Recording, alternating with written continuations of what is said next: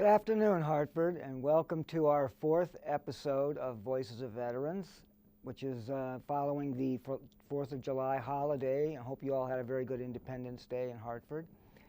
Today I'm going to do some readings and some talking about a subject matter that has been very prevalent in Vietnam veterans, but it is also being exhibited today by the Iraq and Afghanistan veterans who are still fighting the war overseas. And that's something that's been labeled as PTSD, post-traumatic stress syndrome. The diagnostic manual has finally included post-traumatic stress syndrome as a major factor in psychiatric and psychological damage done to veterans. And in particular, I would like to read something from Dr.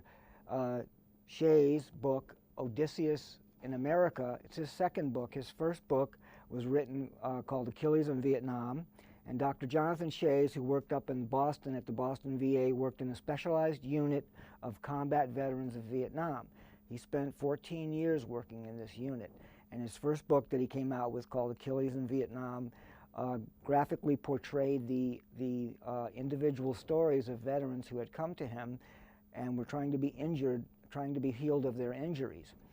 And people would say, well, how can you be injured by something psychological?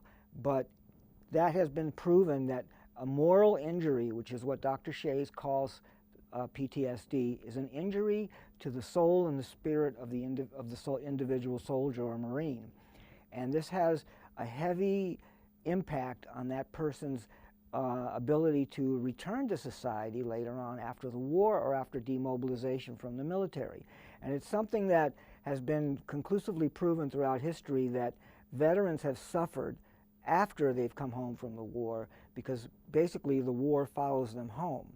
And in effect, that's what Dr. Shays has been researching all these years and has talked about, and he has a number of really good presentations that are online. If you were to go and look up his name, Dr. Jonathan Shay, and type in moral injury, you could see some of his talks that he's given to the War College and to various medical associations that are trying to help veterans heal themselves from their injuries. I want to read some from this book, Odysseus in America, and I think you'll find it to be very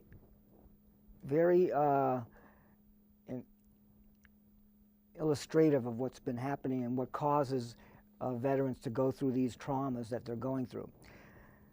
The Greek word for truth, aletheia, means literally that which is unforgotten. Homer's near contemporary Hesiod represents Lethe as a divine personification of forgetfulness. The word Lethe appears in the Iliad 2:33, meaning forgetfulness, but never appears as a goddess or a river. Remembering that Odysseus had just come from Hades when he encounters the sirens, we can see an intriguing interpretation. He just escaped the land of death and its river Lethe, and the very next mortal danger he faces is aletheia, so seductive he risks death hearing it. First he escapes forgetfulness, and then he escapes its opposite, absolute truth. We do not know if Homer believed Lethe was around Hades, as is familiar to us from Plato's Republic. Hundreds of years after Homer and from Milton's geography of Hell and Paradise Lost, Lethe is called the River of Oblivion. According to a study by the French scholar Marcel Détienne called The Masters of Truth in Archaic Greece, aletheia is structured around the major opposition between memory and oblivion. Particular types of men, the seer, the bard, and the king of justice, were masters of truth. Curiously, the sirens only speak of knowing, as scholar Charles Siegel has observed, never of memory or of remembering. The modern world has its own masters of truth, some of them very public and visible, like judges and broadcast media commentators. Others are faceless, anonymous bureaucrats who adjudicate veterans' disability claims. Doc, both a conventional nickname for a medic and here a pseudonym, was one of 2 suicides on my watch during the 14 years I have been the psychiatrist for our specialized intensive outpatient treatment program for Vietnam combat veterans with PTSD. Doc volunteered for the U.S. Army in 1964 and trained at Fort Sam Houston as a medical corpsman. It's the same place that I went to for my training as a medical corpsman. He then served in Germany and upon re-enlistment in 1967 volunteered for duty in Vietnam. Doc arrived in Vietnam in June of 1967 and was assigned to the Military Assistance Command as a medical advisor based in a military compound in Hue City. The 5-man advisory unit traveled with an ARVN, South Vietnamese Army unit, up and down Highway 1 as far as the DMZ in the north and Phu Loc in the south. These movements along Highway 1 invited repeated ambushes, mortar attacks, and mine explosions. The American advisory unit became extremely close-knit because they found that in a firefight, the Army of the Republic of Vietnam, the ARVN, abandoned them and that they could only rely on themselves. During one such ambush, 4 of the 5 men on the team were hit. 2 died immediately and 2 survived. But Doc, the only one not hit, felt then and until he killed himself that he should have kept his own 2 dead buddies alive. The Tet Offensive started in Hue on January 31st, 1968, with heavy rocket and mortar barrages followed by ground assaults on their compound within the city. At first light, the American soldiers in the compound could see numerous Viet Cong and NVA, North Vietnamese Army, flags surrounding it. The next 6 days, surrounded and cut off, they went utterly without sleep under constant rocket and mortar bombardment and repeated ground assault. The incoming rounds formed the content of Doc's hallucinatory reliving experiences, flashbacks, triggered by firecrackers or other sharp, loud noises. 3 of the 5 U.S. medics in the compound were killed, 2 of them close friends. Doc recalled feeling overwhelmed by the number of casualties and his inability to evacuate them. In particular, he was torn up by the number who died under his care, who would have lived had it been possible to evacuate them. During the 6 days of encirclement, before the Americans in the compound were relieved by the Marines, an episode happened that formed the basis of the veteran's most frequent, repetitive, traumatic dreams. He was standing next to the captain when within a second, both he and the captain were hit by sniper's bullets. Both went down together. The side of the captain's neck was ripped open and the blood spurted in Doc's face and drenched his shirt. Though wounded himself, he received the Purple Heart for this occasion. Doc carried on his duties as a medic. When the Marines broke through, he refused to be evacuated and accompanied a Marine unit whose medic had been killed. This led to 12 days of house-to-house combat as the Marines retook the city. There were heavy casualties to whom Doc ministered under fire. He was present at the discovery of mass graves of those executed by the VC and the NVA. These masses of dead and mutilated bodies also figure in his repetitive nightmares. Doc was honored with 2 Bronze Stars, the Vietnamese Cross for Gallantry, and the Army Commendation Medal for Valor, in addition to receiving a Purple Heart and a Combat Medic's Badge. Prior to Vietnam, Doc didn't drink and had never experimented with drugs, but after Tet, while still in the service, he became a heavy drinker and a steady user of marijuana and heroin to shut out the grief and suppress flashbacks and nightmares. When he was honorably discharged from the Army in June of 1969, he was heavily addicted to alcohol and heroin. After discharge, Doc drifted from one menial job to another, holding and losing over 50 in 20 years.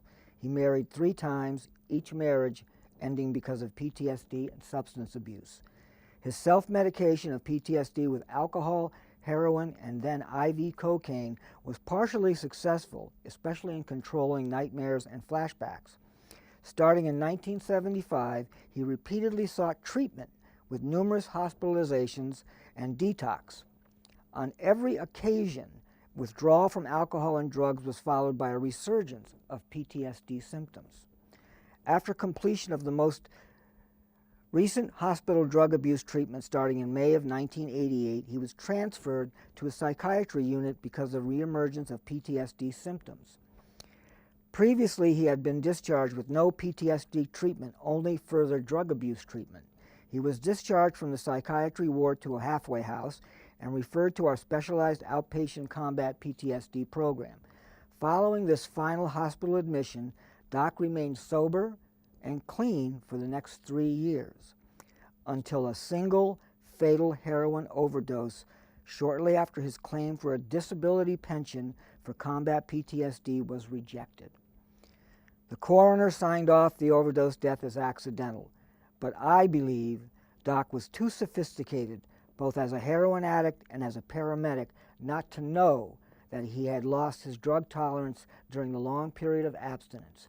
His normal dose as a hardcore daily IV heroin addict was lethal dose to the recovered addict without a tolerance. I believe he intentionally killed himself in despair, anger, and humiliation after the value of his service was, in his eyes, officially rejected by the VA. The masters of truth in the government bureaucracy followed objective procedures and observed objective criteria that led them to conclude that he had been disabled by his own willful misconduct in drug and alcohol abuse, not psychological injury in the line of duty to service to his country and fellow soldiers. Whereas Link died figuratively for a few years in quest of his absolute truth, Doc literally died by his own hand in response to what he apparently experienced as others' possession of the absolute truth, that his war service had not injured him, only his own misbehavior. He was humiliated and dishonored by the official action. The masters of truth had found him unworthy. Sadly, this is something that has occurred over and over again throughout the system with the VA and the military and the government of the United States. There were so many GIs who came home in the years that I was in Vietnam, from 70 to 71, addicted to or using heroin in Vietnam.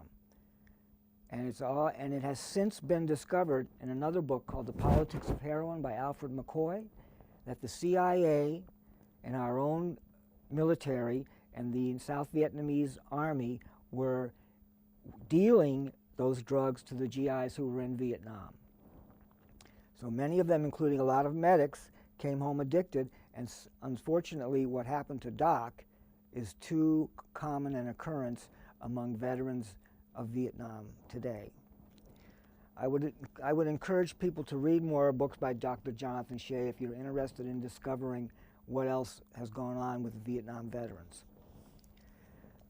Another book that I brought with me today is called Packing Inferno, The Unmaking of a Marine by Tyler E. Boudreau. Tyler Boudreau served in the United States Marine Corps for 12 years, first as an enlisted person, and then he became an officer, and in 2004 he was deployed to Iraq as the head of an infantry unit. In his book, he has an author's note and a preface, and there's one other area that I'm going to try to read to you called The Invisible Wounded. But let me start off with his author's note. I would like to briefly address a few issues of terminology. The first has to do with how I refer to members of America's armed forces. In the Marine Corps, we always capitalize the word Marines, whether we were referring to the whole organization or just a few individuals. It was a gesture of respect. I will pay the same respect in this book. I will also extend the courtesy to soldiers anytime I am specifically referring to members of the United States Army. In many cases, I describe the actions of members in my unit. When I do, I'll refer to those people as Marines.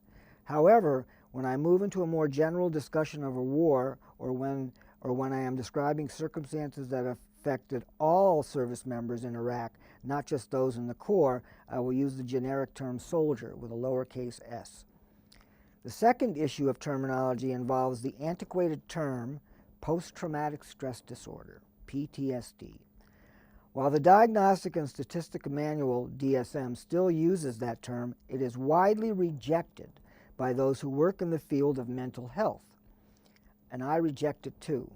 I discussed the issue more fully in the book, but I felt it was necessary to declare my position on this from the outset.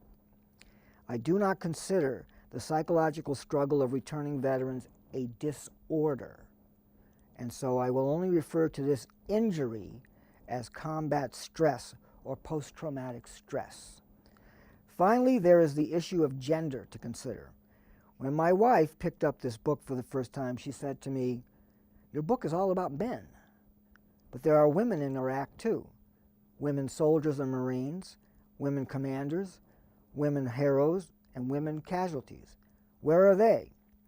My wife is a veteran herself, so this is just the sort of thing that she would notice. There are women in the military, I know, and there were women in Iraq when I was there. There were no women in the armed forces, in the military and the infantry when I was in Vietnam, but there were women there working as nurses, and they were exposed to a lot of the combat also. They were fighting, dying, and surviving just like the men. They were courageous, they were decorated, and they were wounded and killed just like the men too. Yet the reader will find that I use the masculine pronouns such as he almost exclusively when referring to soldiers. It's not because I'm unaware of women's service. I am aware. But in my 12.5 years in the Corps, I never served with any of them.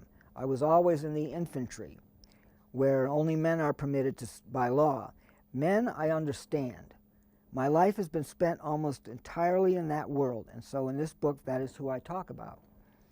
What I do not understand fully is how women look upon the war in Iraq or any other war when they fight amongst so many men.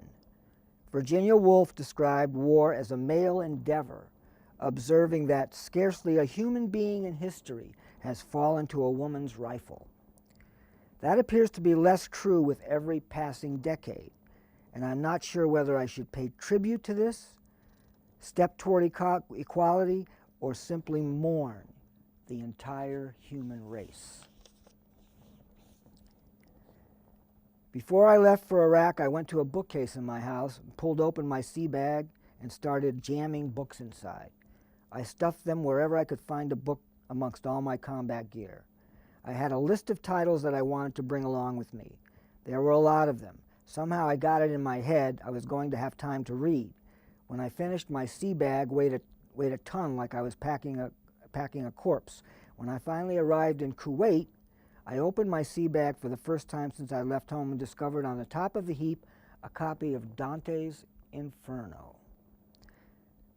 That was strange because I had no recollection of packing it. It wasn't on my list. I wasn't planning to read it, but there it was in my hands on the outskirts of war. So I shrugged to myself, they say war is hell, and I opened it up and began to read. As I traveled with Dante and Virgil down through the circles of hell, I noticed curious similarities emerging between the conditions of Dante's underworld and the battlefield which I was traversing. The heat grew more intense as summer approached, the danger more severe. There was death and blood and hypocrisy and as much sin in one place as I ever witnessed. But it was more than all that. I saw the struggle in humanity and in the heart. I saw the political strife, the regret and the rage and the hardship, even the characters. I saw them all in both the battlefield and the book. Our journeys were so similar that I was compelled to take note physically, and so this story of Packing Inferno was conceived under fire, and I began writing it in Iraq with the war raging around me. When I got home, I found the war was still raging, but it was not outside me anymore, not to touch or to see or to hear or to smell. It was within me. I was no longer packing Inferno in my sea bag, but in my head. I am still packing Inferno, in the day or in the night, in my sleep, in my dreams, in my thoughts, in the midst of a sentence, in the blink of an eye. I'm always packing Inferno. My wife will sometimes catch a shift in my eyes while we're talking about groceries or the kids' school or the weather, and she'll ask me, "What are you thinking about?" She can see I've drifted off, but she doesn't need me to answer because she knows, and because the answer is always the same, and the answer will remain forever the same while I am alive, as long as I am packing Inferno. As you can see, from one war to the next, the injuries have followed us home. There's a chapter in his book called The Invisible Wounded. When I got home, I heard people talking about post-traumatic stress. There's going to be a lot of it, a Vietnam vet said to me one day. And I said, I don't know, the guys seem to be holding up okay. And he said, wait a while. To be honest, I didn't believe him at first. I figured I knew better than him. I was a rifle company commander. I didn't want to believe. No, it was more than that. I didn't have the capacity to believe, not in that role. To believe that there could be a psychological injury sustained from violence we inflicted would be to acknowledge its inherent immorality. A commander must never go walking into that minefield of fire, for he will surely fall. So I traversed around my own conscience and denied the existence of remorse.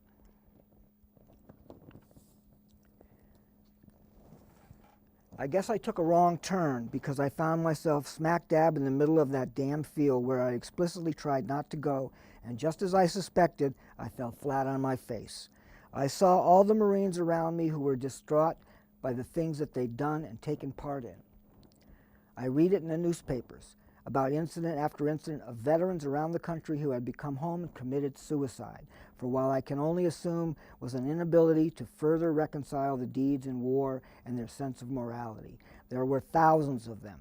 They were wounded deeply, but their wounds were invisible and therefore easily missed. I saw all the officers around me nod sympathetically. They shed tears just as I did. They cared just as I did. But in the end, they all went back to work and I couldn't. I had to give up my company and resign my commission. And that's what Tyler Boudreau did.